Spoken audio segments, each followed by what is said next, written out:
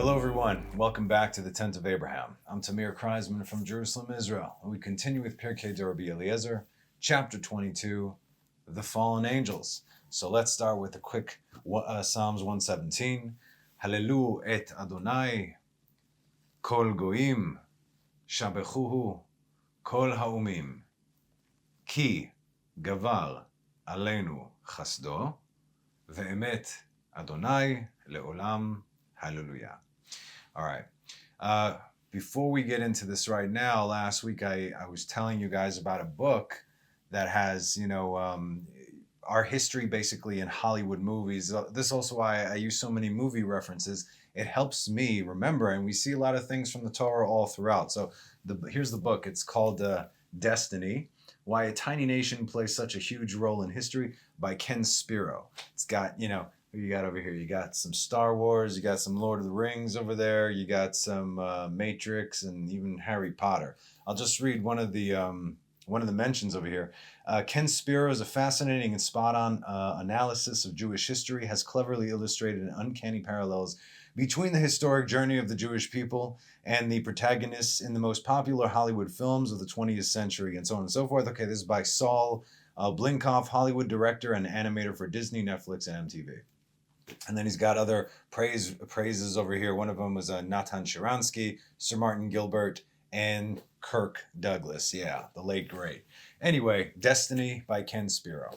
So, movies, right? Truth is stranger than fiction, I would say. All right, so we're getting into the fallen angels right now, and giants and all that stuff that comes with it. And Adam lived 130 years, and he begat in his own likeness, after his own image. This we can see in Genesis 5:3. So from here you can learn that Cain was not Adam's seed, says our text. Not after his likeness, not after his image, nor were his deeds like those of his brother Abel. So what's the difference between likeness and image, right? God created man after his likeness, after his image. Bidumuto ketzalmo. This means that you resemble he who begot you in your looks, if you will, meaning how things are positioned, and in your deeds. When God made Adam, as we have read, Adam was the most glorious thing to have ever been created, that all of existence began to worship him because they thought that he was the creator. As we've also learned, he quickly corrected them, as one should, right? The same thing happened with the Shabbat for Adam, with Abraham, with the rest of the world. Anyone who comes and says, oh, yes, no, do not bow down to me, to God. Jacob, also we see the connection between the likeness and image, right? Continuing with that, we see Isaac looked just like Abraham, looked like him, and also acted like him, and then Jacob and Joseph, and so on. Until Seth was born, who was after his father Adam's likeness and image, as it is said, and he beget in his own likeness after his image.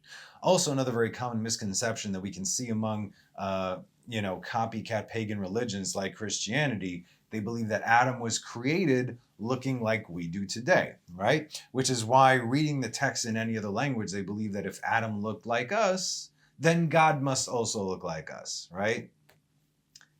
Enter what's his face. This is you see the warped thinking of that, right?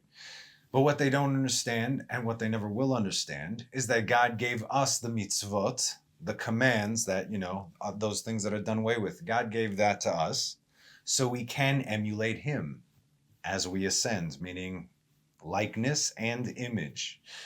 What they do is they bring their understanding of God down to our level, thereby capping themselves mentally, spiritually, which is why they can only run on emotions. I feel this, I feel that, and therefore, right? Emotions, but we've already discussed emotions are fleeting, right? Emotions don't change the facts and whatnot with today, but we've learned emotions and feelings have nothing to do with these facts. This is how you confuse God with his creation, which is something that you should never do. And as we have seen, nothing good comes from that, ever. So in Genesis chapter 5, we can see the lineage of Adam through Seth. Further proof that Cain was not from Adam and that he was already and that he already got his own lineage, where? In chapter 4. Why does our text even mention Abel in comparison to Cain, right? Not like the deeds of his brother Abel. To show us that Cain took after his father and was a murderer. Who was Cain's father? It was Satan and, the serpent. And he was a murderer just like his father, i.e. death. This is wickedness, which is the polar opposite of Abel, who was a tzaddik. He was righteous. And the little that we do know about him, based on his description of his offspring, we see that he was indeed following the law that had not yet been given.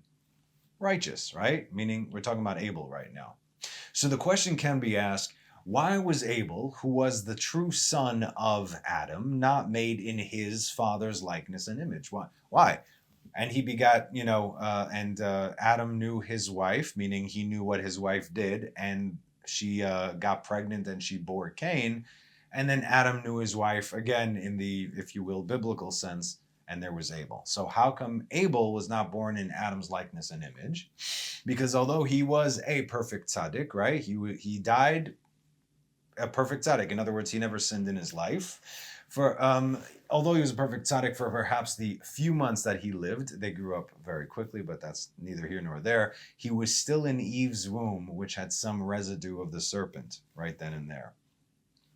In other words, there's a discussion. Did it happen simultaneously? Did it happen one right after the other? The point is, Adam's seed mixed with the tum'ah, with the filth of the serpent that was in Eve's womb, and so Abel, the bun in the oven was kind of cooking in a not exactly clean oven. Okay, not his fault. Okay, so, and I forgot to mention this last week, but Moses was the second incarnation of Abel, not the first, while the first one was actually Seth. So in other words, it was Abel, then his neshama reincarnated into Seth, and then afterwards it reincarnated into Moses. Rabbi Shimon said, "From Seth arose and were descended all the generations of the righteous. From Cain arose and were descended all the generations of the wicked. Those who rebel, those who sin, who rebelled against God. And they said, we do not need the drops of your rain, neither to walk in thy ways, as it is said, yet they said unto God, depart from us." In Job 21:14. Now, I know we discussed this paragraph last week, but for relevance, they are bringing it here again. And it's interesting because when they say, we don't want your rain, what they mean is, we don't want your reign, as in how do I spell that? R-E-I-G-N. Okay, reign. Okay, we don't want your reign. We do not want the yoke of your kingdom to reign over us. But it's going to rain, meaning raindrops anyway, and also God's will always will be done, and they benefit from it, right? So they benefit from, well, if it's raining, don't rain upon us. That's not what they mean over here. So what is rain? Actual rain. Rain is life, it's abundance, it's income, it's goodness. Rain is life. It gives life to everything on the planet which grows and gives life to everything else on the planet. So in a sense, these people still have no problem taking from the goodness of God, and yet wave their fists at him in return. No, I did this is mine. Why is that? Because they know that this life comes with responsibility. I'm going to be mentioning here a lot of things that you will see in people's behavior today, which is very, very disturbing. Now, this is nothing new, but now even more so. It's because of these crucial times, we'll see just how detrimental to the world situation this is. So, these people know that life comes with responsibility, and every drop, pun intended, will have to be paid in full. Everything you take without giving back, you're going to pay for it. The Radal also says that the Kenites who rebelled against God rebelled against the light.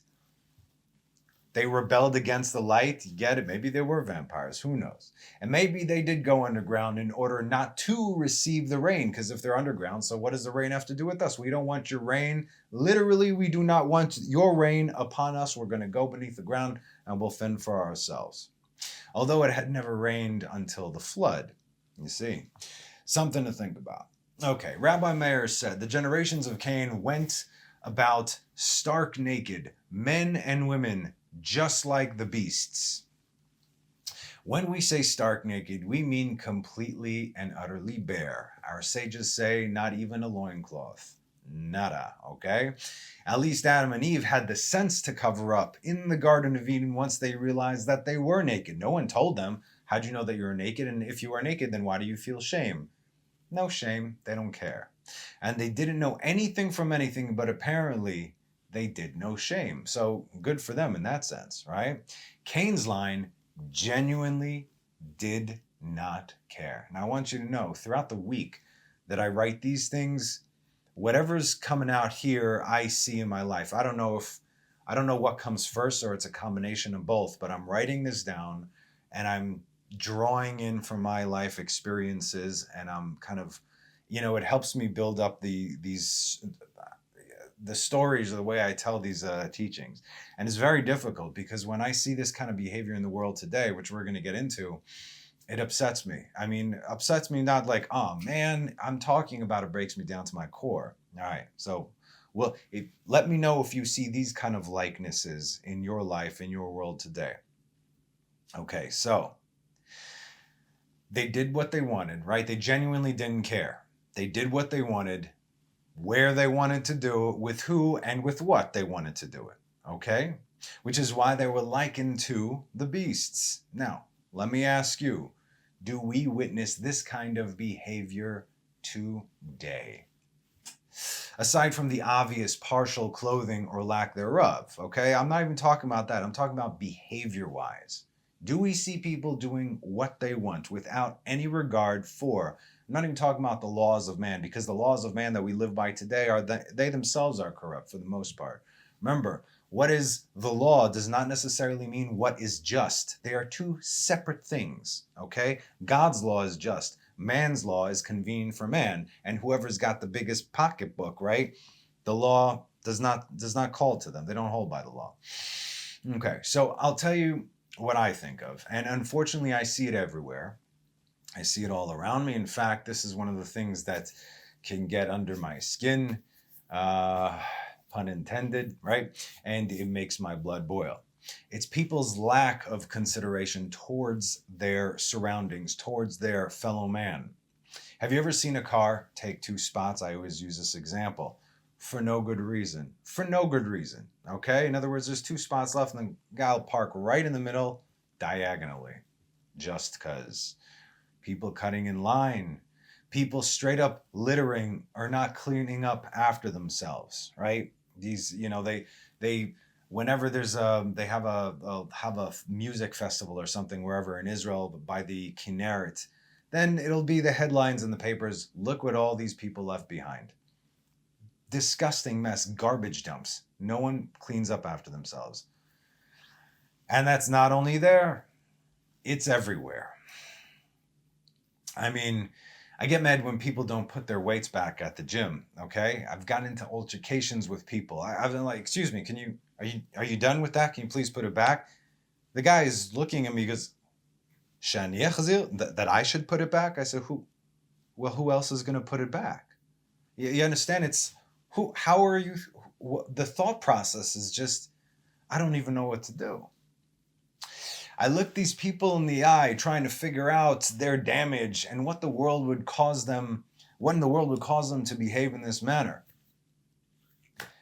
I'll give you one more example, okay, before I get into this, because there's too many. But the one thing that really got my eyes to open, like, wow, they genuinely don't care.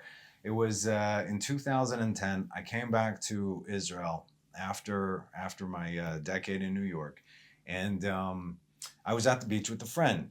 And in the beaches, and it was some beaches in Tel Aviv. Beaches in Tel Aviv, they have these rows of beds. Every beach it's pretty nice, organized. They have a different color theme and whatnot. And all the beds are there, and there's a pathway in between, because if you want to order something from the bar and so on. Okay, I don't hang out there today. I'm just saying, okay? There's a point to this. Everything is in order. The music's playing from the bar, so everybody, in that section of the beach enjoys it. All of a sudden, a group of a certain kind of Israelis come over and they take the chairs, they make a circle out of it right in the middle where the rows are. They bring out a huge boombox, they start blasting their music. They'll take out a hookah, they'll start barbecuing something right over there, completely disrupting the harmony. And there's like about 10 of them or so.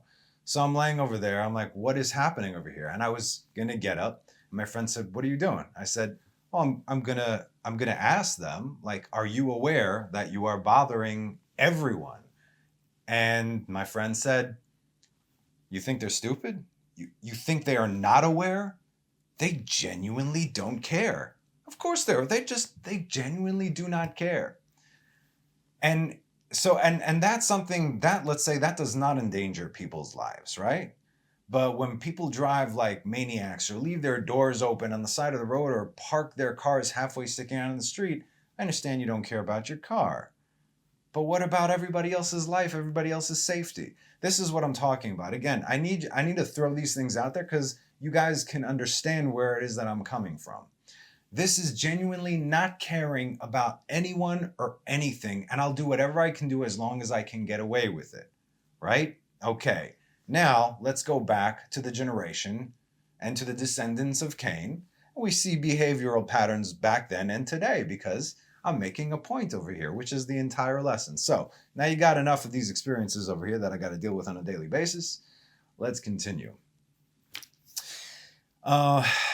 You must understand, everything that is the Torah and the commandments therein are there in order to elevate us from being on the same level as animals. Yes, and incidentally, sages say a Jew without Torah is likened to an animal. That's it. When animals are hungry, they just eat, right? When we are hungry, we have to understand what it is that we're eating. We have to bless God before, eat it properly, not chew it too fast, because then you give the unprocessed food, if you will, to the Sitra Achra. Is a very specific way to do it. And after we are done, once our bellies are full and we are satiated, then we thank God, which is what most people forget. It's one thing to thank God, oh, thank you when I was so hungry or thirsty, but after I'm satiated, that's even more important to thank God. So, when animals are hungry, or other people that act like animals, they just eat. When they are tired, they just sleep. When they want to relieve themselves, they just go for it. Oh, I'm talking about animals, but if you're thinking about, people that you know, sure. And when they want to do it like they do on the Discovery Channel, they just do it as well. The Torah helps us separate from them by giving us blessings to recognize and thank God before and especially after what we eat or drink, like we said. We say the Shema before we go to sleep because we understand that our soul is about to leave our body and we need protection. We thank God for our anatomy after we relieve ourselves. Even that is important. Birkat Asher Yatzar. And as the laws regarding intimacy, they're in place for a very, very important reason. Our sages tell us that when a Jew does not live according to Torah, the Jew is just like an animal. Like I got ahead of myself again. And now, you see why I don't want your reign. Not interested. So when you see people behaving like that, especially Jews who are called to a higher standard, this is causing problems for all the Jewish people and by extension for the world. And now we're going to continue with Pirkei de Rabbi Eliezer, and they defiled themselves with all kinds of immorality. I have seen some things, let me tell you, but I won't tell you. A man with his mother, and I've not seen this. I'm saying Pirkei de Rabbi Eliezer. We're continuing.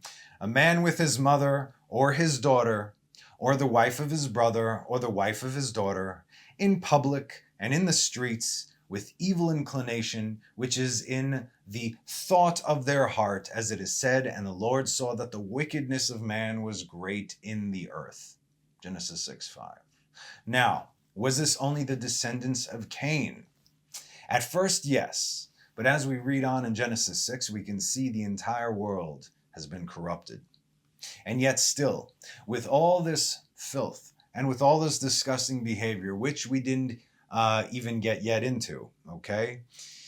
That is not why God destroyed the world. Not because of sexual immorality, believe it or not. He was going to, but God consulted with the angels. Not because he had to, but because God himself shows humility. God is the Anav. In fact, we see this from creation itself. God is consulting with the angels, everything. We will make man after our likeness, after our image. Who? What? Okay. Is there anything that God needs from us? Not a thing. But God chose to make us so he could give to us. And there's nothing that we can ever do to repay him. But we try. And that's all that counts, because really, that's all we can do. Anyway, I digress. The angel said to God, you can't destroy them for the impulses that you gave them, for the evil inclination that you placed in their hearts, for the sexual beings in nature. I'm talking about base nature, yes?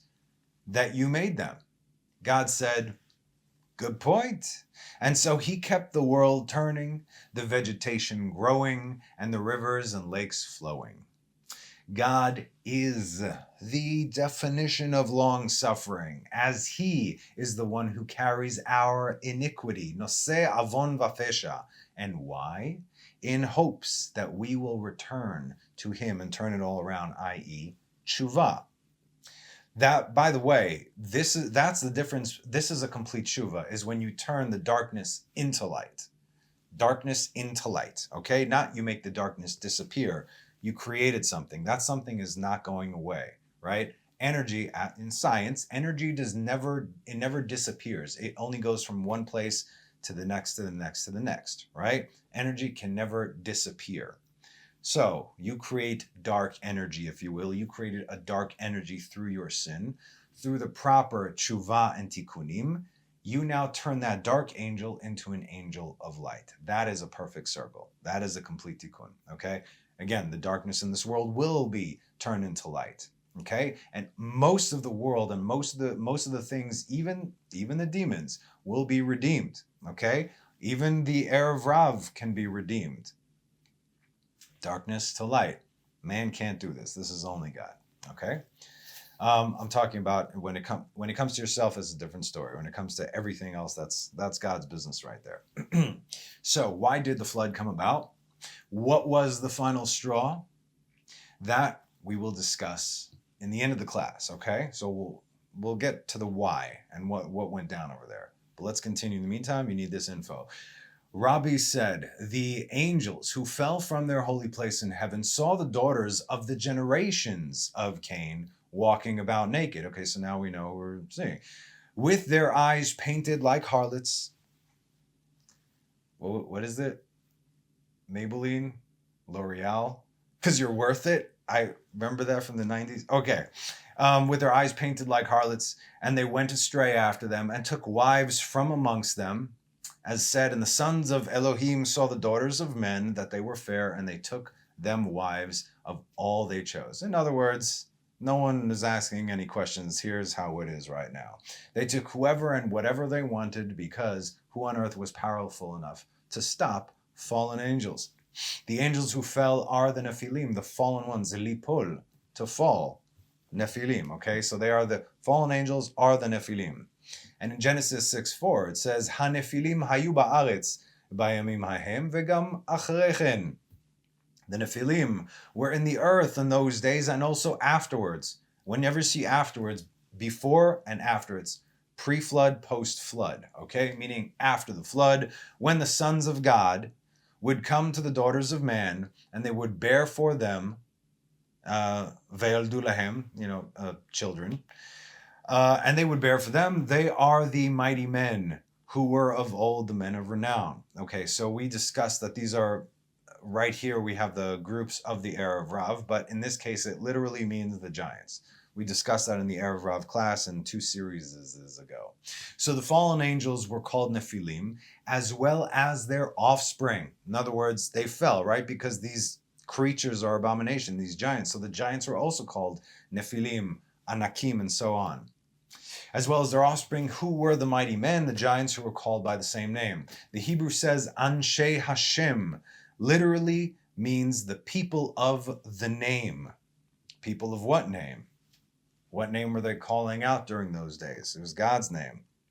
Another thing you should know, but again, we're talking about unholy incantations, if you will. Another thing you should know is that there has been a question exactly as to who are the sons of God and the daughters of men.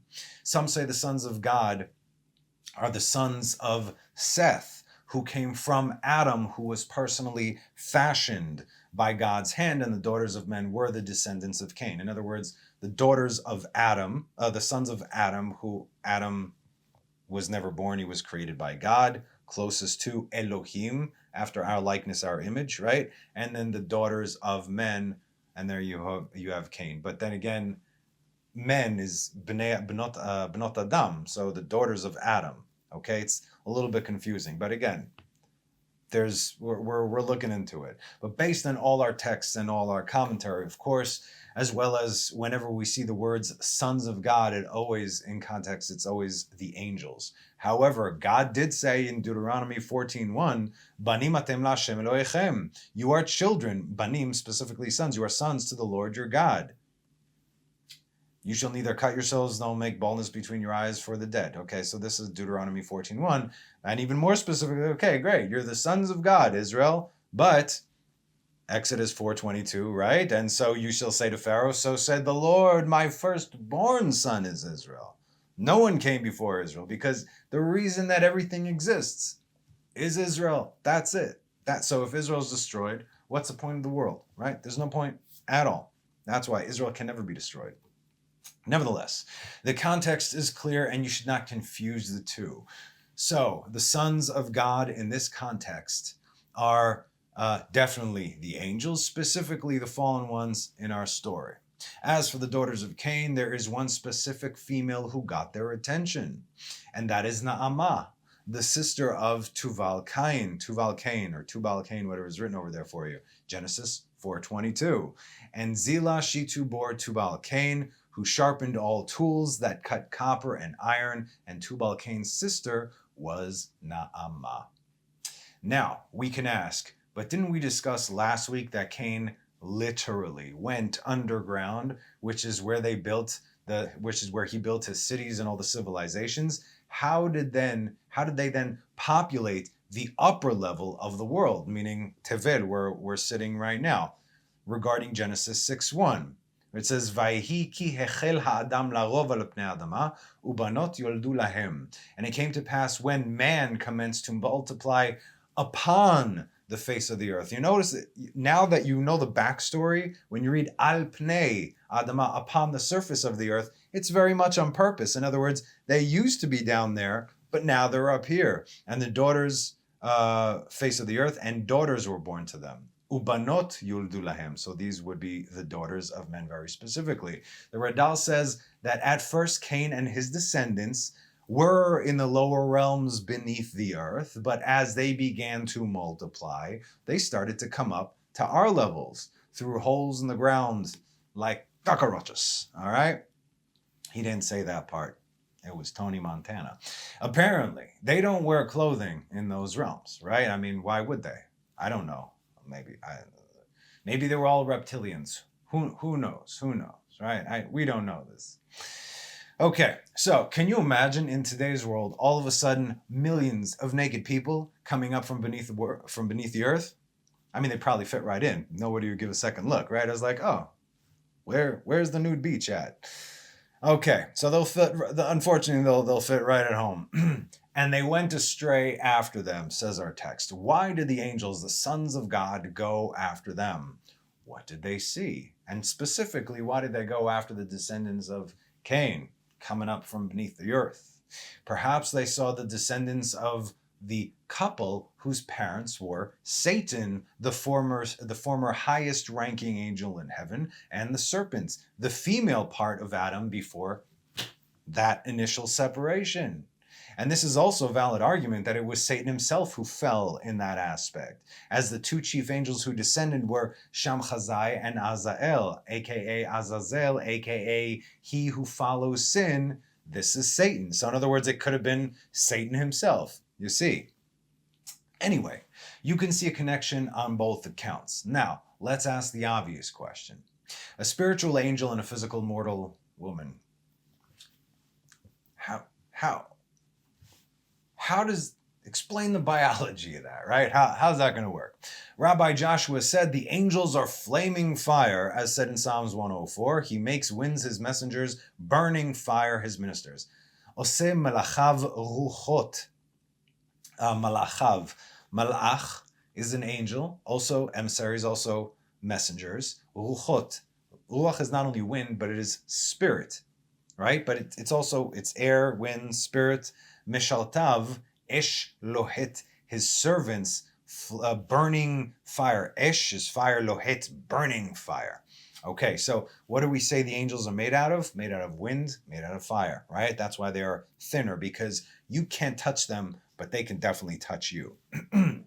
As we have discussed, the angels and primarily the spirit world is thinner than our world. What does this mean? Not tangible, yet still existing. Well, Adam is made up of the 4 elements: water, earth, wind, and fire. Do you remember? But the heavenly hosts are made up of fire and air or wind. Can you actually grab a hold of fire and wind? No, but they absolutely have a direct effect on you.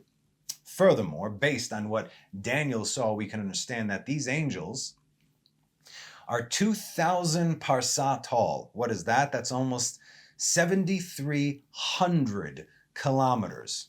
That's how big they were. That's the distance. I was starting to like Google Mapsing. Okay, how long is this distance? If you're going to fly from Texas to the UK, across America, across the Atlantic, that's roughly around 7,300 kilometers. That's how tall these angels were. The fallen angels were not tangible. They were huge, though. And fire came with a copulation of flesh and blood, but did not burn the body. But when they fell from the heavens, from the place of their holiness, their strength and stature became like that of the sons of men. So, this is already the first sign of change. As we've discussed before, the firmament above us is the filter that transforms the spiritual to the physical. When the firmament, what we call our atmosphere, it's a firmament. When the manna, which is the light from beneath of the throne of God, descended to the earth, took on a form, right? Because what is the manna? We ate the manna, and yet when we ate the manna, we didn't have to go to the bathroom because our bodies didn't digest it because it was angel food, because God sustains all of the heavenly hosts with said light. But we, physical beings, cannot eat light, which is why the moment it goes through the atmosphere, through the firmament, it takes on form, takes on shape. And still, miracle bread, if you will, wonder bread. As does Elijah, whenever he comes down, it said, he goes through the firmament, boom, he gets a physical form. As do angels, who are specifically sent to interact with man and not scare the living daylights out of them, okay? They also get a certain form. And their frame was made of clods of dust or earth, as it is said in Job 7:5, lavash besari rima vegush afar. Gush is a chunk, afar. So it's dust, it's earth. My flesh is clothed with worms and clods of earth, my skin wrinkled and melted. This is the description of what happened to the fallen angels once they became chunks of clods of earth, right? That's why they got that horrible Noah movie with, what's his name? With Russell Crowe. They got those, the fallen angels, and they look like earth monsters. This is what happens when you read the Bible. I totally get what's going on. Like, did you? Do you know this? Okay, so no problem. Everybody could interpret it, and that's your interpretation. That's not what happened. We are made of dust. You see, they became humanoids, and they did not look like chunks of earth rock. Melted is also a poor translation. It's more like a burden. Vaima'es. Names is melted, but vaima'es is like, it's enough. I've had enough, right? In other words, I can't. I'm in a sack of meat, sack of flesh right now. What happened to them is what happened to Adam. Remember, everything up there has a physical counterpart down here, but what we're missing right here is the throne of God, and that's the temple, which started off as the tabernacle in the wilderness, right? So, what do we have right now?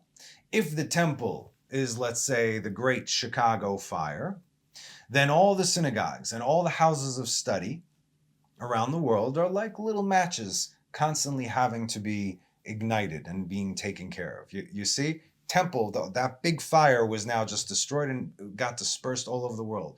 So every Jew, we know that every Jew carries a spark, i.e. calling all sparks. Hello.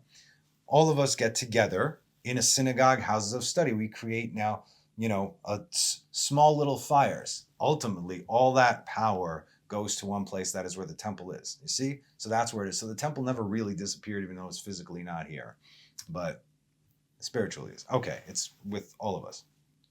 Rabbi Tzadok said, "From them were born the giants, Anakim, who walked with great height, and who stretched forth their hand to all kinds of robbery, Hamas, remember that, and violence, and shedding of blood, as it is said, and there we saw the Nephilim, the sons of Anak." Numbers 13:33. And it says the Nephilim were on the earth in those days and also afterwards, Genesis 6:4.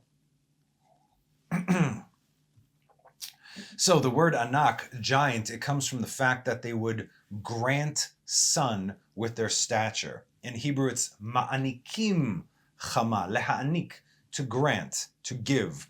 What does this mean, to grant son? It means that they were so big, get this, it means that they were so big, they would block out the sun if they wanted. And also, if they wanted, they would grant son by simply grant son. They would grant son to whoever by simply moving out of the way. Okay? Again, we're talking about higher than skyscrapers. We're going to see this. We're talking miles tall. I know, you can't imagine it. But then again, everything in the world back then was humongous. Okay? Trees were the size of mountains, of high mountains. Everything was bigger. Adam was not a giant, and Adam was 50 meters tall, okay? Just so we understand. In other words, the little guys were 50 meters tall. That's the size of a building, okay? So giants, try and understand that. Now, we've seen and heard many stories about giants, but none of them in the Western world, right? You're not going to get this in the Smithsonian, kids, all right? The Western world is hiding it.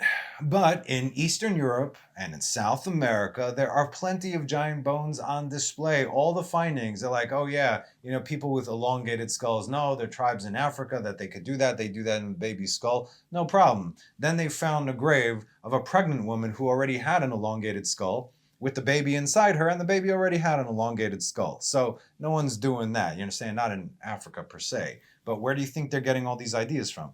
Plus, it's a skull cap. Our skulls break into 3 different pieces. The elongated skulls is just like one bit, the cone heads, right, if you will. It's just one whoosh, kind of chunk thing over there. This is where you find all the various different Alpadim vampire-like creatures and all these bones and all that's the different weird creatures. And you see skulls with just, one eye socket, cyclops, all these things are real. Don't get freaked out now. They are, but you need to know these things because when they return, and everything I'm reading, not here, it's going to happen, you need to know where it's coming from. Okay. In the Zohar, we read that 2 of the rabbis were walking for quite a long while. It said along a femur bone of one of the giants, of one of the deceased giants in Israel. They were like walking for a good, 20, 30 minutes just along the femur bone. Okay, and it was a normal thing. It's like, of course there were giants. We know this because it literally says so in several places, right in the plain text in the Torah. And we know for a fact that there were in Israel also, especially because we read Numbers 13.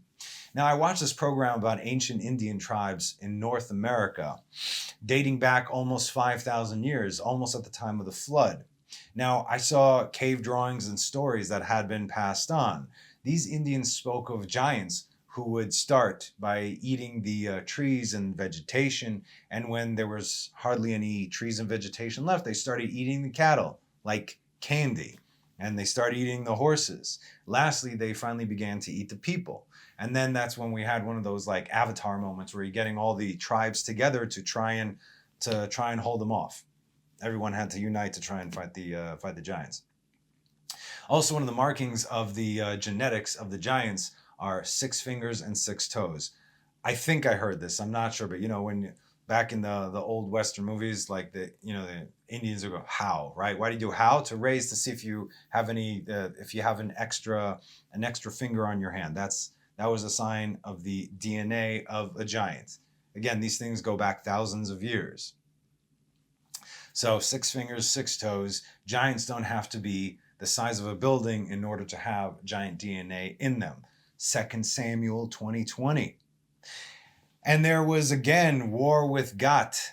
And there was a man of great stature, and the fingers of his hands and toes of his feet were 6 and 6, totaling 24. And he too was born to Orpah. Who was Orpah? Goliath's mother. Okay, meaning these were Goliath's 4 brothers. If you read that chapter in Samuel, you'll see that David's guys they took him out. It's written in the Torah for a reason, and the reason is that we're going to see everything again. Again, all these civilizations and everything are beneath the earth. And some of the things that I've been reading says, yes, they will come up and people will see them and men's hearts will fail them. They will die because they do not understand what's coming out the ground right now. So maybe I'll read to you that chapter. But just so you understand, of course they copied these things and they put it in the other place over there. So if you read this chapter, it's all about Goliath's 4 brothers, the one in 2 Samuel, who were taken out by David's men. Goliath was said to be about 12 feet tall, right? And like his brothers, he had 6 fingers and 6 toes on each of his extremities. By the way, I've also seen on the same program these people from Native American culture speaking of the flood. It started to rain. We started to move higher ground and then higher ground and higher ground. And again, cave drawings and all these things along the way. It's all there in world history. The flood didn't only impact a small area. It was all the civilizations around the world. Well, you think pyramids are a coincidence that you have them in Egypt and in South America and various different places around the world, and they're perfectly angled according to the coordinates of the world, of the earth and the stars? How would they know these things? Much smarter than we are today. Rabbi Joshua said, Israel are called sons of God. Yes, as it is said, ye are the sons of the Lord your God. Deuteronomy 14:1. This came later. But also, the angels are called the sons of God, as it is said, when the morning stars sang together, and all the sons of God shouted for joy. Job 38:7. We discussed all these comparisons already, and yet still, Israel are not only called the sons of God, but like we said in Exodus 4:22, Israel is the firstborn son of God. And don't you forget it. And while they were still in their holy place in heaven, the angels, these were called the sons of God, as it is said, and also after that, when the sons of God came to the daughters of men, and they bare them children, the same became the mighty men, which were of old men of renown. 6:4. So long as they were in heaven, they were referred to as the sons of God. Why are Israel called the sons of God? Because the Torah is what elevates us to the level of angels and beyond. But the moment they took on the physical form, the angels, literally becoming the dust of the earth, they lost that title and the glory that comes with it. This should show you the seriousness of God when he calls Israel not only his son, but his firstborn son. And this preceded the giving of the Torah. Because this was the plan all along, as we discussed, everything is Israel. Rabbi Levi said, they bare their sons and increased and multiplied like a great reptile, 6 children at each birth. Now we're going to read the Hebrew because we've covered this language before, so pay attention.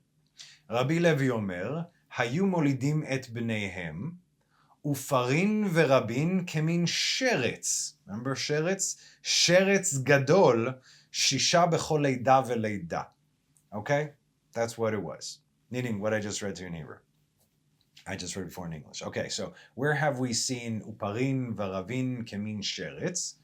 Exodus 1:7. Ubnei Israel paru vaishretzu vairbu. Vayatzamu b'meod meod v'timale ha'aretz otam. The children of Israel were fruitful and swarmed and increased and became very, very strong, and the land became filled with them. This means that they did multiply in crazy numbers, as we have learned in the past that almost all the pregnancies, well, it says all pregnancies, was anywhere between 6 and 10 kids at a time, which is how the 70 nephesh of Jacob that descended to Egypt in such a short time became more numerous than all of the Egyptians. As we read the following 2 verses, a new king arose over Egypt, one who did not know Joseph. He said to his people, "Behold, the people of the children of Israel are more numerous and stronger than we are." We also learned that it was Pharaoh who gave the description of the multiplying, like in Paru vayishretzu. Sheretz is an unkosher animal. It's creepy crawlies, or it could be like rodents and whatnot. We'll see that in a minute. There was, of course, a nicer way to say it, but he didn't bother doing that, did he now? So, when also have we seen this kind of description? When Noah and his sons came out of the ark. Genesis 8:16, 17. Go out of the ark, you and your wife and your sons' wives with you. All right? Every living thing that is with you, of all flesh, of fowl and of the animals, and all the creeping things that creep on the earth, bring out with you. Okay, so b'asar v'of b'ema b'chol haremes haromes al haaretz hayotze itcha goes out with you. Hebrew. Veshartzu ba'aretz uparu v'ravu al haaretz. And they shall be fruitful and multiply upon the earth. Obviously, that doesn't, they shall swarm upon the earth and multiply and so on. So we see the same languages in all these places. This, of course, included his family, as we can wonder, how did the world become so populated in such a short time after the flood? Again, there were 7 people then. 8. There were 8 people then. And then there became 9 people then, right? And then Noah stopped having kids. And so then the 3 sons just went on to multiply so quickly, because only a few hundred years later, you had millions and millions of people in the world again. Okay, how did that happen? If every time the woman gets pregnant and that's all she does, she just gets pregnant, more babies, more babies, more babies. Okay, so you have several hundred babies every 9 months. And then it just expands from there. Okay. When we see Genesis 9:1, and God blessed Noah and his sons, and he said to them, God said, be fruitful and multiply and fill the earth. Paru v'ravu umil'u. There's no sheretz here yet, right? But then we get to verse 7, and he gets specific on how. How are they going to paru v'ravu umil'u, multiply and fill the earth? Ve'atem, and you, talking to the sons of Noah right now, paru v'ravu shirtzu ba'aretz. Sheretz, you be fruitful, multiply, swarm upon the earth, and multiply thereon. In other words, octomams and so on. Now, let's say, going back to the giants, that they were pregnant for 9 months, okay? And these fallen angels took whoever they wanted. They could have impregnated thousands of women a month, like we said, each giving birth to a minimum of 6 kids at a time, who grew up to be bigger than skyscrapers. The fallen angels don't need rest, or sleep, or food, or recovery time. You know what I'm saying? Remember, the only reason they descended was to get with the women. So that's what they were doing. I mean, amongst other things, right? But they started off like that. What they essentially did was recreate humanity, if you can call it that, in their own image. You see the hubris of that. But the text didn't only say reptile, it said a large reptile, or a large sheretz. And don't forget where these women come from, the line of Cain. They were part human, part reptile, serpent-like anyway, and now mixed with the fallen angel DNA. I can't imagine. And our commentary says, I mean, why do you think it is that the ancient Egyptians, that you have the bodies of men, but the heads of dogs and crocodiles and hawks and all these things, right? Where do you think they made this stuff up? No, they didn't make this stuff up. These things are actually around. Okay, so our commentary says the specific large sheretz that they were referring to was a scorpion. Maybe they had very, bigger scorpions back then. Why not, right? It was a scorpion who gives birth not to 6, but 60 offspring every pregnancy. In other words, every time, boom, 60, 60, 60, 60. Okay, but that's not all. In that very hour, they stood on their feet and spoke the holy language and danced before them like sheep, as it is said, they cast their young like sheep and their children danced. Job 21:11. You guys understand what is in the book of Job? Those are the secrets of creation and the universe. And you cannot read it in the plain text without knowing how to apply it. Don't even bother, because I've seen the kind of translations that people get from there.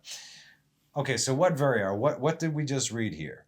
The moment that these giants were born from the daughters of men and the fallen angels, just like the animals, they stood on their feet and they could do anything that the full-grown adults could do, just like the animals, right? You ever see a baby cow give birth? It's like, what is happening? Oh, hey, Mom, what's up? Let's go eat some grass, right? Or horse, let's go galloping now, and so on. But, well, what's this? They spoke the holy tongue, meaning Hebrew? They just got out and started speaking Hebrew? This is no surprise, obviously, because that is the language of creation. It was the only language in the world at the time. But who taught it to them? They came out of the womb speaking Hebrew. Nobody. As they were the children of fallen angels, after all. Their makeup is a little bit different, I think. Let's read a few more verses from Job 21, which speaks of the chain of events, okay?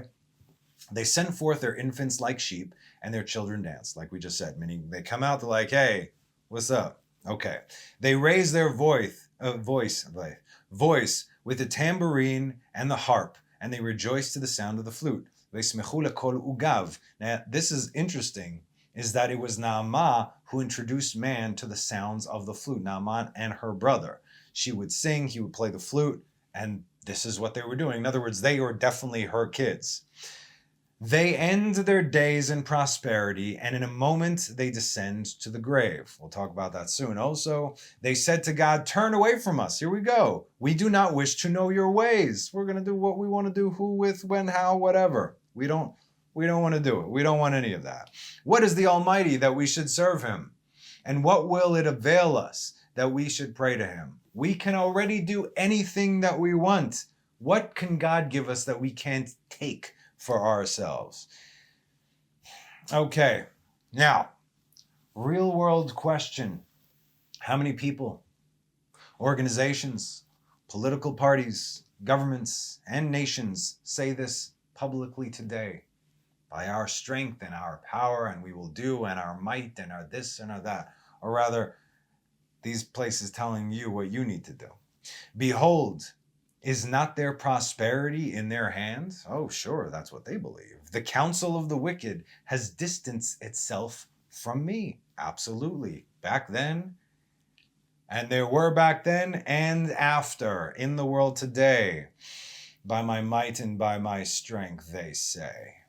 How long may the lamp of the wicked be snuffed out, and may their ruin befall them? May he distribute lots in his anger. Amen. So how long, huh? Not long now. They shall be like the straw before the wind, and like chaff that the tempest has stolen. Perfect justice is coming. Now, just like then, Noah said to them, turn from your ways and evil deeds, so that he bring not upon you the waters of the flood, and destroy all the seed of the children of men. Interesting choice of words, right? Who is he talking to? They're the seed of the children of men? Okay. So you see, it wasn't only the giants who were having a ball, if you will. It was everybody else as well. We know that Noah and his 3 sons, they were the only ones who were clean in the entire world, which means whatever was going on with the big dudes was influencing the sons of men, as it is said, all the seed of the children of men. To the point where Noah and his kids were the only ones in the entire world, the only ones who did not partake in any of these shenanigans. As a result, all the inhabitants of the world were constantly mocking Noah. They made fun of him at every turn. Did they not believe him?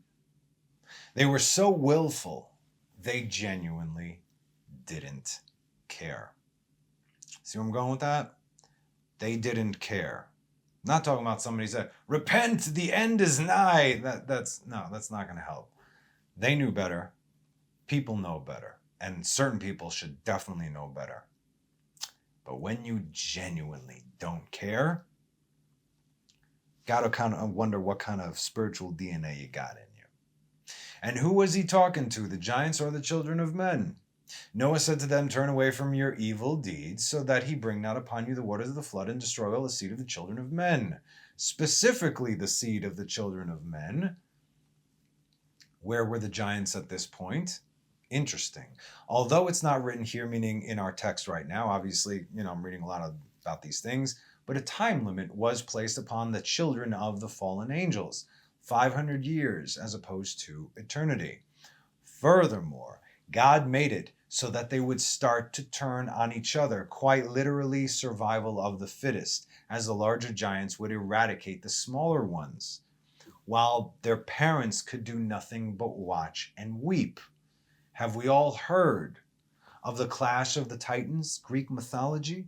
These things happened. All the Greek mythology, it was taken from somewhere. The Titans were the giants. What about the gods, right? Elohim, hello.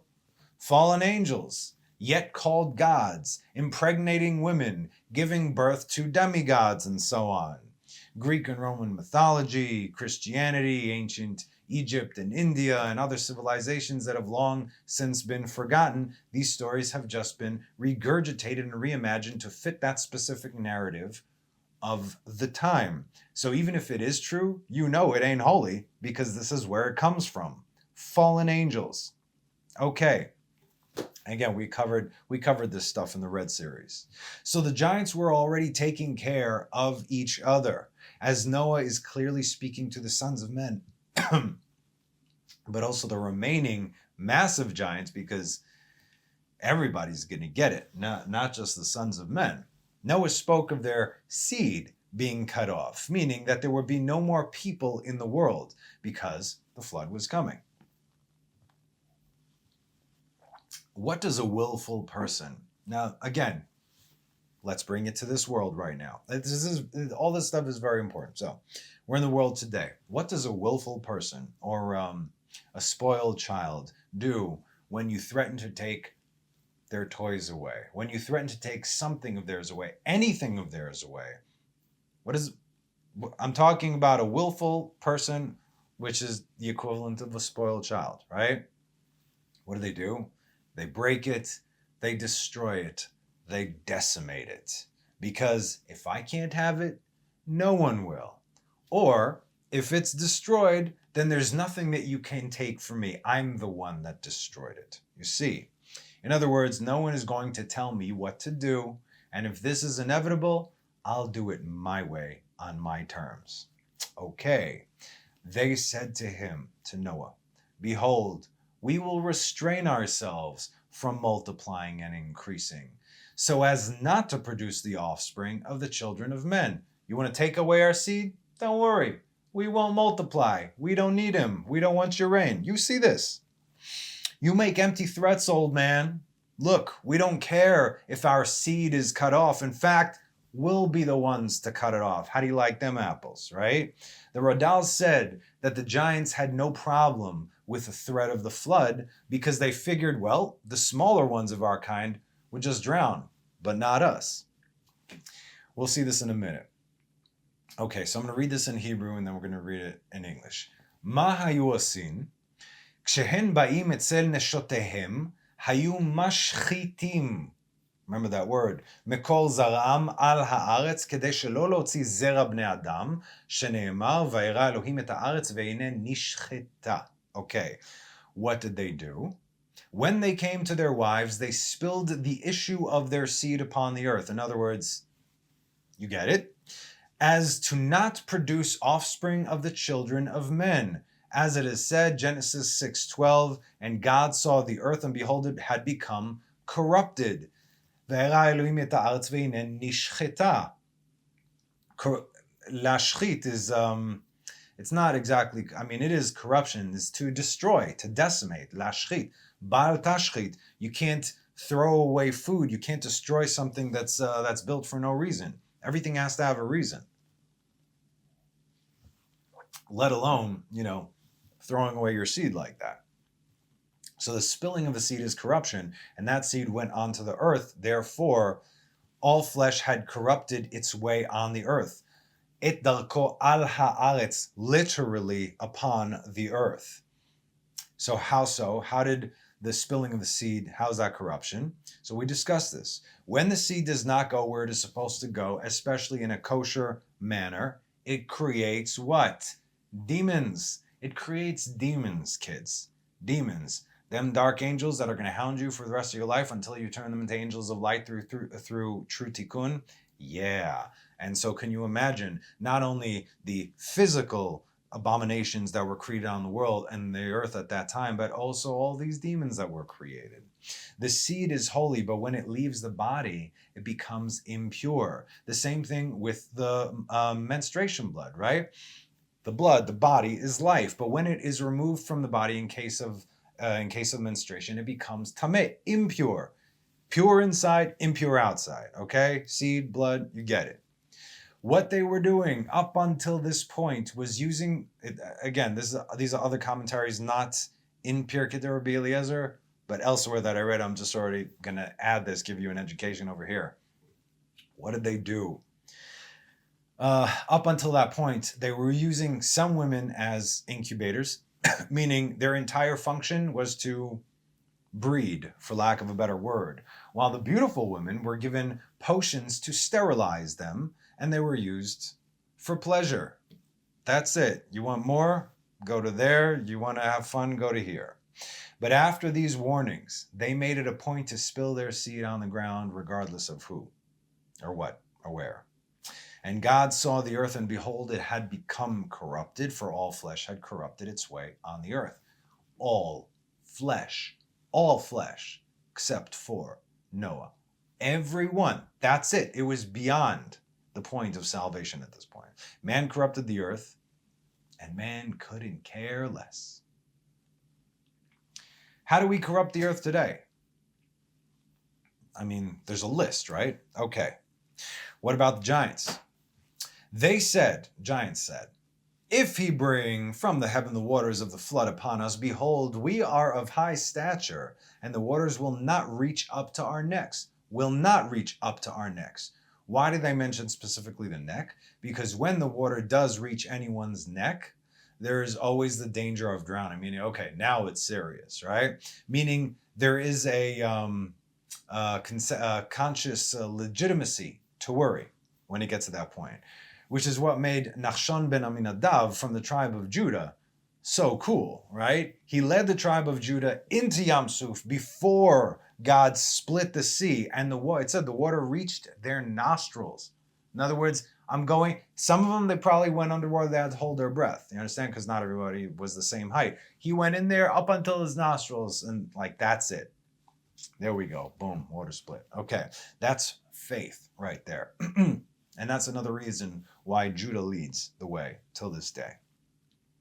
The giants continued. And if he brings the water of the depths against us, remember both of them happen, and the depths against us, behold, the soles of our feet can close all the depths. What? It would seem that these giants were so big that they were aware of their size in comparison to earth and to the firmament, right? Because arubot hashamayim niftechu, the chimney, aruba is chimney, but the windows of the heavens of the firmament opened up.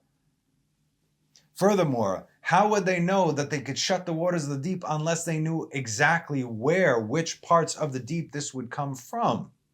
Remember, their fathers were the fallen angels after all, and supernal secrets were given to them. They knew the exact location and measurements of the world, where everything was, where different gates were. So when the flood finally was upon the world, and the waters of the deep opened, what did they do? Reading our text, they put forth the soles of their feet and closed up all the depths. Okay, they weren't a few 100 feet tall. Miles and miles. What did the Holy One, blessed be he, do? Who's going to win this one? Seriously. He heated the waters of the deep, and they arose and burnt their flesh and peeled off their skin from them. You have to understand, or try and envision this, right? A giant that size does not process pain like we do, okay? Their skin is so thick, their bones so dense. It could have been lava, but maybe even something hotter. You see? Okay, all right. Everything's got to be in proportion over here. We have some titans in Greek mythology who live in volcanoes, Thera, Kronos, and so on. In other words, so it must have been hotter than lava, right? It wasn't just the waters of the deep, because we read in the story of Jonah, I forgot which chapter it was already, in the series, where he took him to the waters of the deep, and it wasn't lava. Just God made the waters really, really hot. The fact that it actually could boil through their feet and their flesh and their bones. Furthermore, it was said that the rain itself was boiling hot. In other words, they got it from all sides. As it is said in Job 6:17, at the time they became warm, they retreat. When it heats up, they jump from their place. Be'et yizrovu nitzmatu bechumo nid'achu mimukumam. Okay, so chumo, it says, do not read thus when it is hot, bechumo, but read in his hot waters, bechamemav, meaning at the time when they became warm, they retreat. When the water heats up, they jump from their place. And for good measure, let's just read the next verse in Job 6:18. The paths of their way are held by them. They go up in chaos and are lost.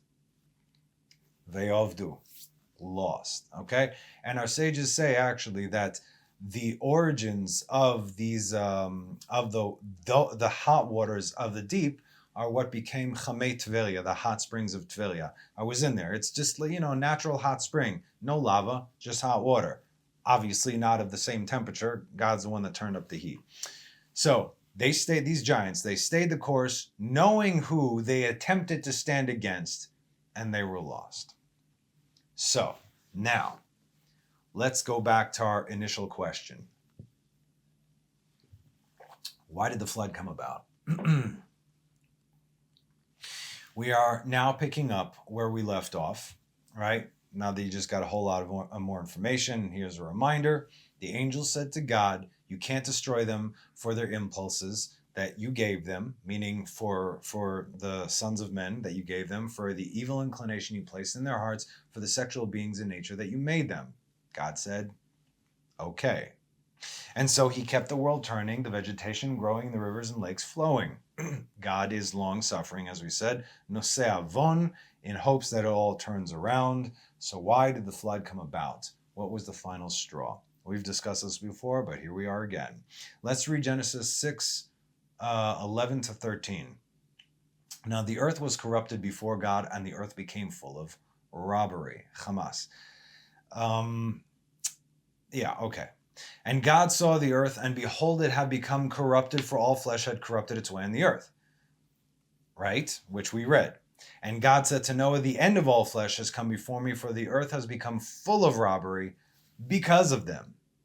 And behold, I am destroying them from the earth. The world can be, and is, full of sexual immorality, blasphemy, denial of God's existence, and any other crimes against the Creator. And he will tolerate it, because that's who he is.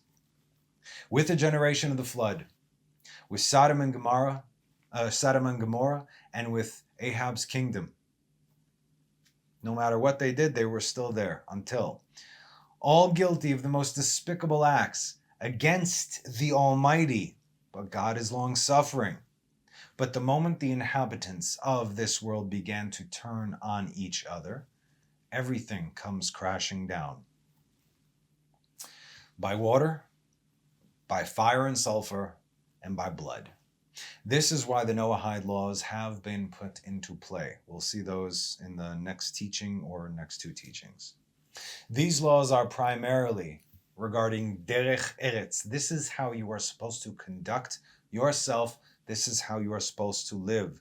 These are laws of morality. Derech eretz kadma la Torah. If you don't live according to the 7 Noahide laws, don't you dare learn Torah. Meaning to behave like a ben Adam, like the son of man, and not like a son of a not man. Okay? when we lose our humanity, these laws of protection that God had put in place, i.e. the covenant, we're talking about the Noahide laws, covenant that he's going to give to Noah, they are no longer relevant to us if we don't live according to them. It's for our own protection. You don't understand. And when we pay the price for our transgressions against one another, you think all the rest of our behavior is just going to be swept under the rug? Think again. It's all being placed over there. But when we go there, all that, oh yeah, and here comes this. Everything is going to be given an account to. When the system of the world is corrupt, rotten to the core, there is no salvation for it, but rather it has to be completely removed from existence, and all those who attach themselves to said system will be removed with it, which is why we choose to live according to God's system. Like I said, the laws today that they have in the world, these are not according to God. Even if we lived according to those laws, that would be one thing. But these questionable laws are corrupt themselves, as are the lawmakers. Granted, there are many religions and ideologies out there with their own system put into play, but God gave us the way by which he told us to live. We have been commanded in this last parsha, Deuteronomy 16:18, Shoftim v'shotrim titen lecha. You shall set up judges and law enforcement officials for yourself in all your cities that the Lord your God is giving you for your tribes, and they shall judge the people with righteous judgment. So obviously, this is for Israel. Yes, we're talking about the laws of the Torah, but the Noahide laws were given before, and that was all humanity. Humanity is not keeping according to these laws. And this system, although in this case means according to the laws of Torah, like we just said, but for the rest of the world, which unfortunately right now is all the world, including Israel, don't live according to the Torah laws, not at all, because we don't have a king or a Sanhedrin to properly judge correctly. Nevertheless, the world, all of us are required to establish a righteous court system by which we are to govern ourselves. Or as God tells us simply what not to do when it comes to this. In the very next verse, you shall not pervert justice. Think of the world today. You shall not pervert justice. You shall not show favoritism, and you shall not take a bribe, for bribery blinds the eyes of the wise and perverts just words. Look yourself in the eye and tell yourself before God wholeheartedly that you believe in the system of the world that is in play. That you believe that justice is absolutely being served without favoritism or bribery anywhere in the world. We no longer believe in our leaders because they don't lead. Leaders are supposed to lead in front, right? And Irene told me a funny thing. It was if a leader without followers is somebody going out for a walk. They sit in their high towers and they dictate to the rest of us how to live. Rules for thee, not for me. Of course, the laws which we have to live by are not relevant to them. You peasants, you sheep, bleh. My grandparents had their names and identities taken away in the Holocaust, replaced by, a number on their arms, no more than numbers. Do you think it's so different today? What is an ID number? What is a social security number? We are all numbers. Sanhedrin 97a, Rabbi Nehemiah says, during the generation that the Son of David comes, arrogance will proliferate, and the cost of living will corrupt people's soul. They will engage in deceit, because you got no choice. Can't make ends meet.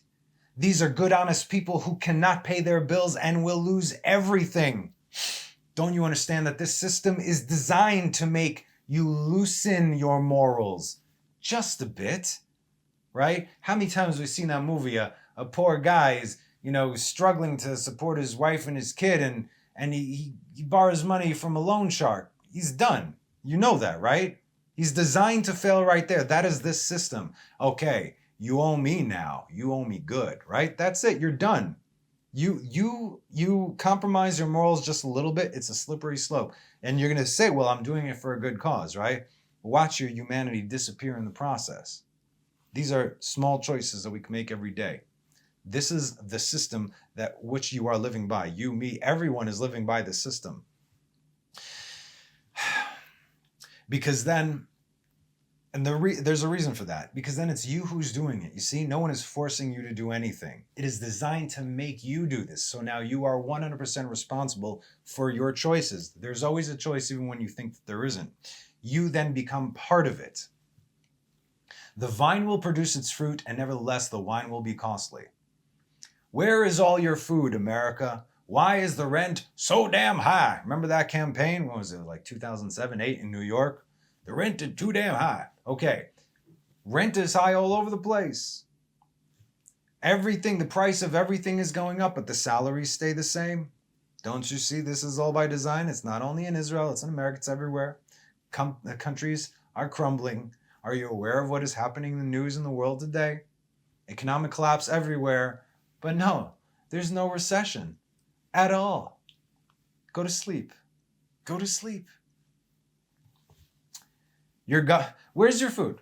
Seriously, where's the food? I have accounts from the States. Where's the food? Shelves are empty. Your government is burning your food, America.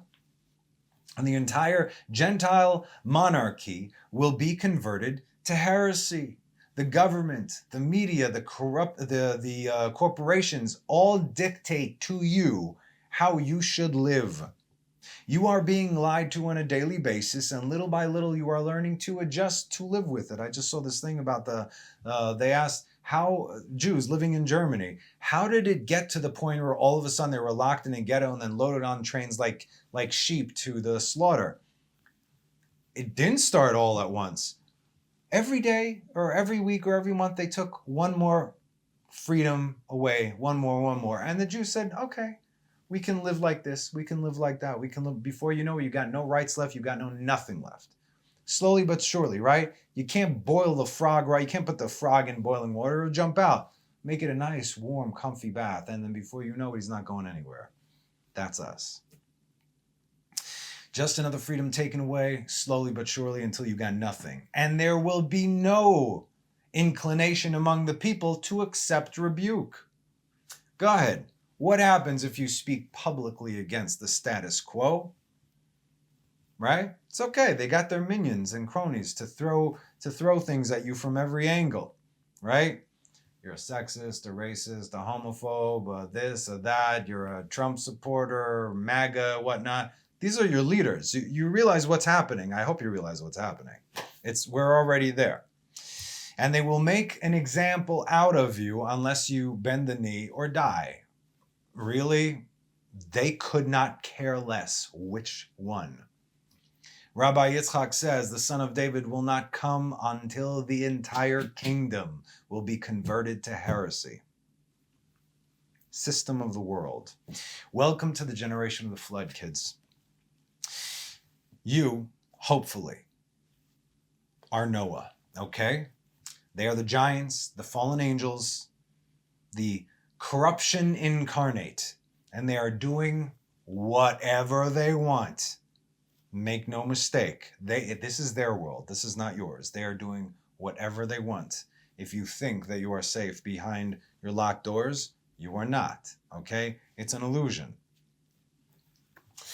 The flood is coming, unlike anything that we can imagine, and there's nothing that we can do to stop it. That time is already past. In fact, this has to happen. It's already been written. Now, I know this hurts to hear, but the entire system of the world must fail. Must, everywhere, right? In order for the system of God to come to the world, all systems must collapse. There is no salvation. There cannot be salvation by default. All we can do at this point is enter the ark. Hopefully you're building it, okay? So now, from this point where they were and we are, it really is all about the ark.